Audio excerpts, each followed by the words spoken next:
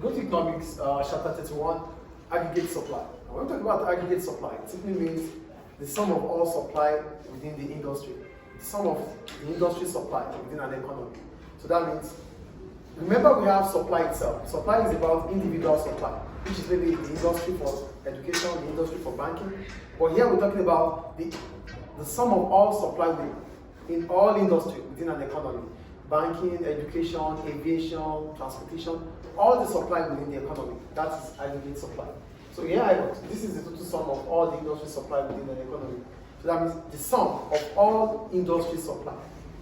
The market, the industry for education, the industry for banking, the industry for oil, the industry for electricity, whatever industry that is present in that economy, the sum of what they produce is called aggregate supply. Do we understand aggregate supply here? Then we have the short-run aggregate supply and the long-run aggregate supply. But the focus now is on the short-run aggregate supply. So for the short-run aggregate supply, what does the short-run simply mean? The short-run simply means that it's a situation whereby we cannot change any factor input. So all the factors that we use, all the factors of production that we use are fixed in the short run. So it is not, you cannot change it in the short run. So here it is. The aggregate supply curve is upward slope. So why is it upward slope? It's upward slope because based on the law of supply, when the price is high, the quantity supply will increase. So for the aggregate supply curve, it is always upward slope because as soon as price increases or as soon as wage rate increases, firms are supposed to increase the prices too. So it's always going to be an increase in the price. So here, assuming that the firm wants to increase its output in the short run, it might not be able to employ more workers as factor inputs are fixed. Remember I said in the short run, all factor inputs are fixed. That means land, labor, capital, they are all fixed. We cannot change them in the short run. Because we cannot change them in the short run doesn't mean that we cannot increase our output. We can as well increase our output. But how do we increase our output? Without being able to employ more workers. It simply means we increase the workload of our workers. Get the point here. The wage rate is fixed in the short run. And workers are fixed. It is expected that we don't have more workers within the economy at that point in time. So how will a firm increase its output when workers are fixed? It simply means you have to increase the workload of your workers. So if certain worker does maybe 10 units, it has to increase it to maybe 15 units because you need to increase your output. So as soon as the worker takes that responsibility, you have to pay the worker more.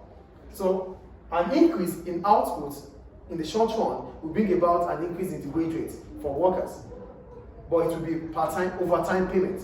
It's not wage rate. Get the point here. In the short run, again, I'm explaining the short run now. Because in the short run, you cannot increase more, you cannot employ more workers. Based on the fact that in the short run, everything is fixed. So we can't employ more workers, but we can engage the existing workers.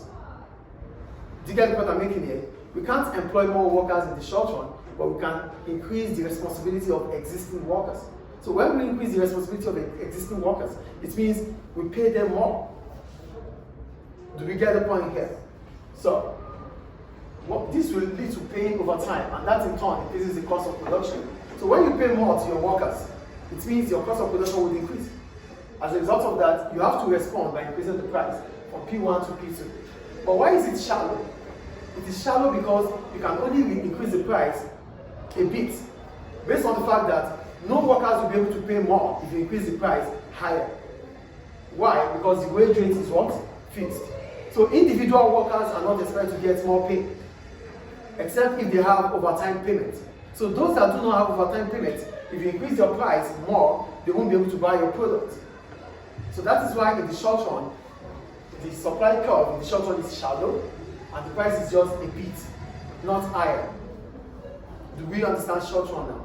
Can you put your head up, please? Do we understand short run here? In the short run, the wage rate is fixed. Factor inputs are fixed.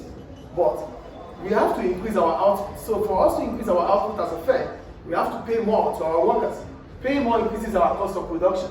And as a result of that, we have to slightly increase the price. That is why it is slightly increased. Do we understand this? So a change in the real output from Y1 to Y2 will bring about a movement along the short-run aggregate supply curve from P1 to P2.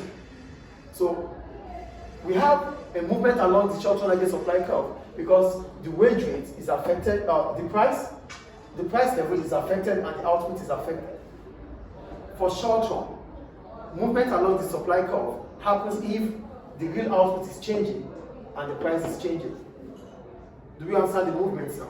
It's just the same as the movement along the supply curve. We have movement along the supply curve if price of a good or service is changing.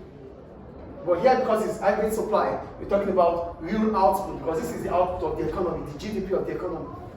So if the GDP of the economy has to increase, the price has to slightly increase. It's short run clear.